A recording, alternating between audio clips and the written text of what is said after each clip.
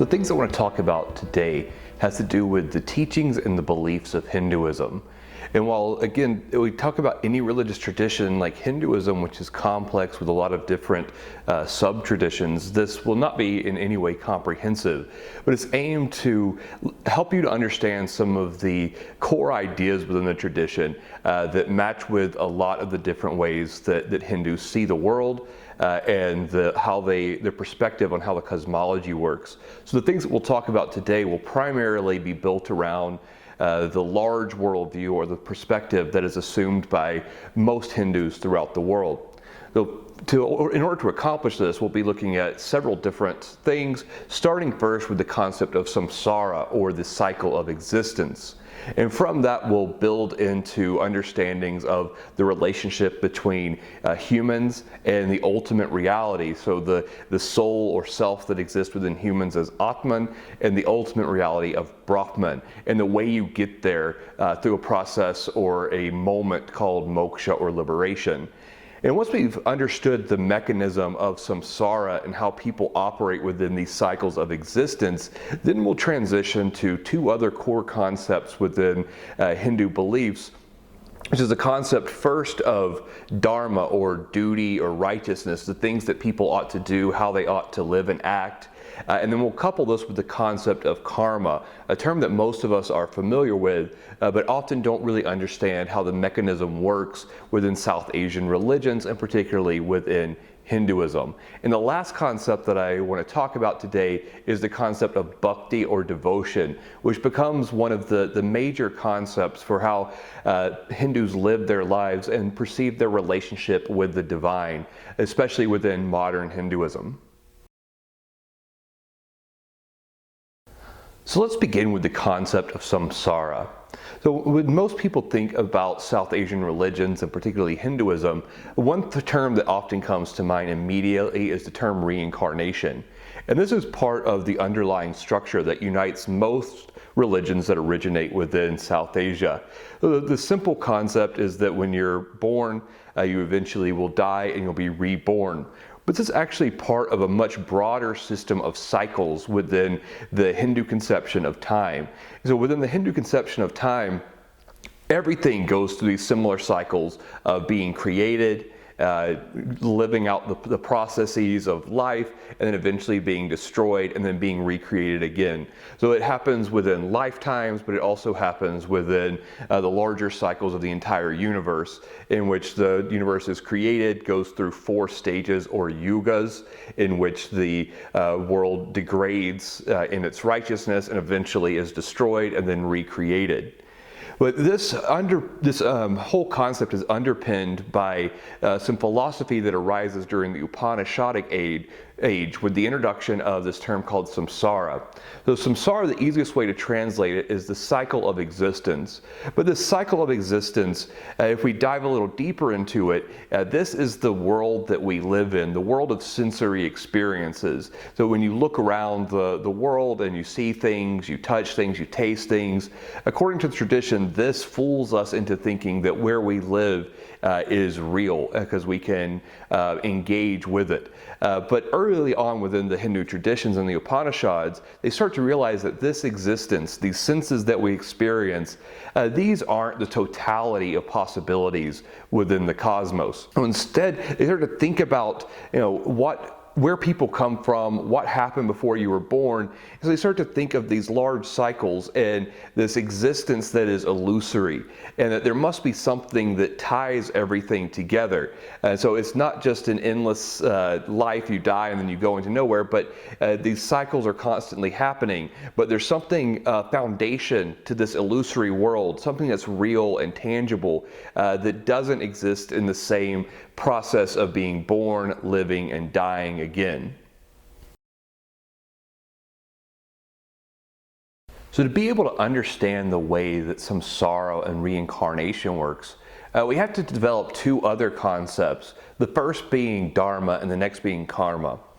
So dharma is one of the most ubiquitous terms within Hindu traditions. You'll see a talk of dharma constantly, and in fact it's a very hard term to translate. Some people translate it as religion, some as righteousness, some as duty. And in fact, I want us to think about it through the term of maybe righteous duty, or the things that you're supposed to do. Well, dharma is again, like I said, a very complex term, but it's one that teaches you how you ought to live in the world. And so it's a system of directing your actions based on morals, but it's extremely complex in how you determine exactly what you're supposed to do, because dharma in its sort of base core is a term about relationships between different people. And so these relationships are determined by a lot of different factors, including your birth, what varna or jati, what caste you're born into, but then it also has to do with how old you are, what stage of life that you're in,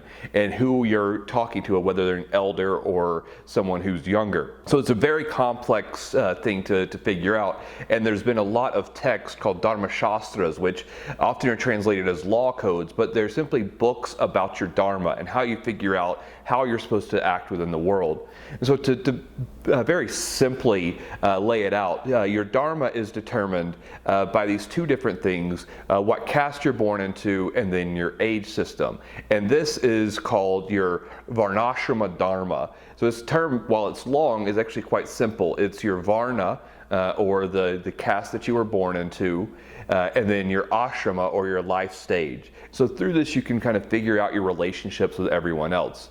So your varna, you may have heard of these terms as caste before, even though this is a more theoretical understanding of caste relations. When you go to India, caste is often defined by jati, which is a locally defined caste. But for the sake of sort of broadening the concept for all Hindus, dharma shastras, these legal texts, break it into 4 theoretical categories on a scale or hierarchy of ritual purity. So this is not a class system, because class has to do more with socioeconomic status, but this is a system of ritual purity, what rituals people can do and what access they have to different things that are deemed sacred. So at the top of this are your brahmins, and these are typically translated as priests. These are people who are the most ritually pure. Then you move down a step to your kshatriyas, or warriors or royalty, and these are people who were the governing class in ancient and medieval India, and the warrior class. These were the ruling people. They were next down. Then you move down to the next, which is your vaishya, which early on vaishya meant something like common and referred to the bulk of people. Later, as time moves on, it becomes something more akin to like a merchant. And then you move down to the next level, which is Shudra, which is your servant class within the 4 Varna system. The top 3 of these, your Brahmins, Kshatriyas, and Vaishyas, these are the castes that are considered Dvija, or twice born. And so they have access to pretty much all of the repertoire of Hinduism. So they can learn Sanskrit, they can learn the Vedas.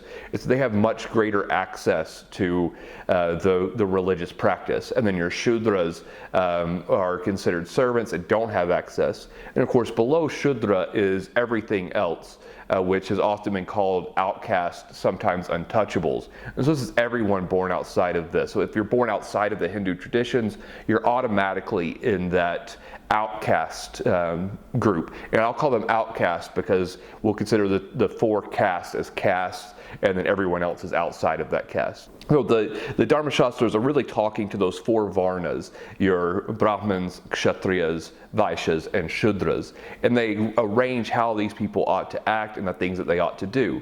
So as I said, it's a system of ritual purity. So at the top you have the most access and freedom ritually, but it also is the most restricting for the things that you can do because you can't pollute yourself.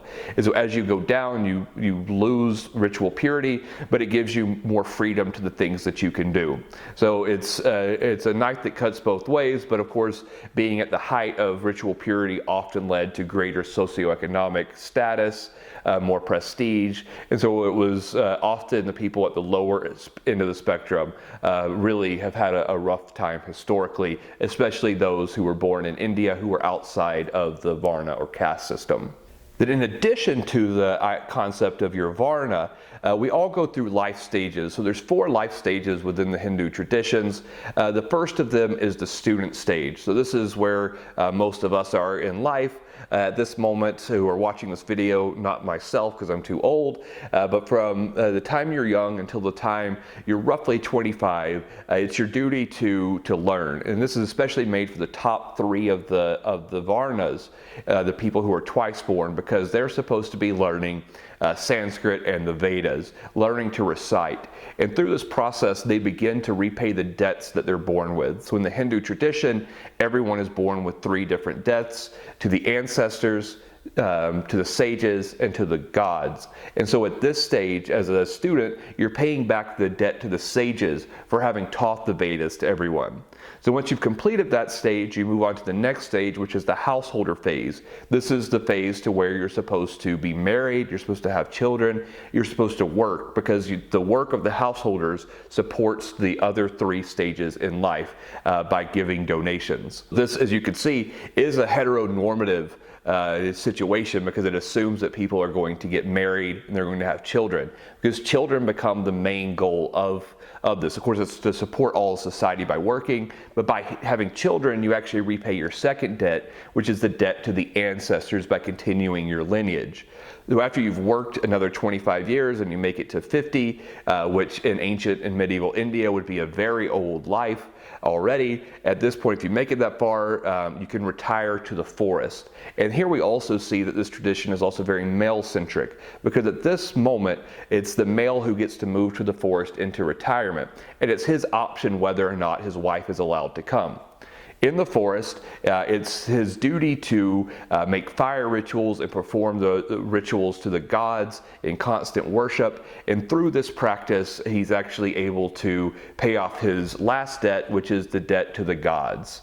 And once this is achieved at the age of 75, which would be a rarity in ancient or medieval India, then the person was able to go into the 4th stage, which is the renunciate stage, or sannyasa. And so at this point, the male, would undergo a ritual death in which an effigy is cremated and a funeral is performed. They lose all of their identity as who they formerly were, and they go wandering throughout India, collecting alms, focusing on escaping the world of samsara and achieving moksha. So this class, or this life stage, has always been very small, because one, you have to be very old to do it. So in ancient medieval world, when life expectancy was in the 30s or 40s, to make it to 75 would be extremely difficult. But this is still a life stage that continues in modern India, and has its own special legal status, because again, this is the point to where you actually undergo a ritualistic death. And in Indian legal systems, once you go through this process, you as a legal person have died and you get a new identity. So it would be at this point that you bequeath everything to your family in your will. You lose that identity. You're supposed to break all connections and move forward with another life as a solely religious person. And so through the connection of your varna and your ashrama, or your caste and your life stage, these legal texts would tell you how you're supposed to act and would determine your dharma. And it becomes extremely complex, because sometimes they conflict. Sometimes your relationship with your significant other would be important to you, but your dharma, based on your caste or your life stage, tells you need to do something different. And so while you are supposed to be a good husband or wife, now you have that conflict, and the text kind of helps you determine which is better, which is worst. And through this, you're able to go through the difficult processes of life, determining exactly how you ought to act. So why does it matter how you act? Of course, you want to be a moral, ethical person. But in this case, it's important for a larger cosmological scheme, because this is how the whole process of reincarnation and being reborn works. And so the term that governs the importance of dharma is another term that you might be more familiar with, which is karma. So karma, for most of us, we simply think of it as you reap what you sow type idea. And this is not exactly wrong, but it also is a pretty naive understanding of the large complex of karma. So karma itself simply means an action. So every action that you do is a karma. Whether it's big or whether it's small, it's a karma. And once you do a karma, it produces a seed automatically, this thing called a karma bija. And so every seed of every action that you do eventually is going to grow into a karmic fruit, karma pala. And so this pala also is going to grow into, so it's going to be a fruit, and it's going to, at that point, this is when it comes to interact with your life, and then the fruit is going to manifest itself in your life. So everything that you do will have this fruit eventually. And with karma, how it becomes difficult and a complex concept is that all different seeds take different times to germinate. So sometimes you'll get immediate fruits. So if you cheat on a test and you're caught cheating, immediately you fail, that karmic fruit has immediately manifested itself. But sometimes it doesn't do it immediately. You cheat, you get an A, you go on to get a great job, you make a lot of money, all because of this bad thing you did, and you think you got away with it. But eventually what you find is that you die thinking you're on top of the world, and you're reborn as an ant in hell or something like that. So something very bad, all because that bad fruit eventually bad seed came to fruition, and now it's having this very large impact on your future life. And so this becomes a mechanism to explain why bad things happen to good people, not only in this life, but it projects into a future life. So it's a very large explanatory device in which you can understand, or through which you can understand exactly how all the things are happening to you, why you're in the position you're in, and it explains it because it's actually a result of your own personal previous actions. So the goal within Hinduism then becomes to get rid of these karmas, to be able to get rid of all these things that tie you within this cycle of samsara, because once you have a seed, it needs to come to fruition. So there's different ways that this can be done. You can do severe asceticism, you can fast, you can be devoted to a god who can wipe them away. There's a lot of different ways that the tradition eventually, and the sub-traditions, explain exactly how you can do this. But the goal is to get rid of them, because karma ultimately is the thing that keeps you in samsara, because those fruits or those seeds need to come into fruition. Now, the last concept that I want to briefly touch on is the concept of bhakti, which we can translate as devotion. This arises very early on in the medieval Hindu tradition, probably before we have written record of it. We can see certain elements of cultic devotion in South Asia through sculpture before we can actually see it in text. Even though we're getting very early on in the Mahabharata, in the text called Bhagavad Gita, this is explained as the highest path by Krishna. But it takes a while before it develops into a full-fledged movement within Hinduism. But once it does in the 7th, 8th, 9th, all the way up to the 15th century, by the time it really gets to the 15th century, this becomes the dominant form of Hinduism. So it's a concept we really need to understand, because this is the way that people interact with gods most often. So devotion, bhakti, as I said, could be translated as devotion, and it's this heartfelt relationship that one develops with the divine, in which people worship God and ultimately connect that God, whichever God it is that they're primarily devoted to, with Brahman, or ultimate reality. So if you worship Vishnu or Shiva or the goddess, in that worshipper's understanding of the cosmos, that deity, we'll say Vishnu for this example, Vishnu for a Vaishnava, someone who worships Vishnu, devotee, they're going to assume that Vishnu is ultimate reality. So the goal of getting out of samsara through moksha is to unite with Vishnu. And the way this happens, and the big change that comes about with bhakti, is that it now becomes the deity. So again, in our example, Vishnu, they're the ones that can save you. So previously, before bhakti, it was a lot about the individual striving through fasting, asceticism, doing all these harsh practices in order to burn off the karma. But now, all of a sudden, with the rise of bhakti, it's the God who is able to pluck you out of samsara and bring you to an eternal embrace in their existence as Brahman. And so this happens, this large shift, through the process of a new soteriology, or this new theory of salvation is introduced. And as you can see, when this comes in, it's much easier to have this ongoing relationship to where you expect them to pluck you out than going through, renouncing the world, living off, a grain of rice a day or something like this, to where now you can pray and the deity can save you and you can be released from samsara through this relationship of bhakti. And along with the rise of bhakti, you have the rise of temple culture, because this becomes an easy way to be able to go and worship the deity and engage with the deity.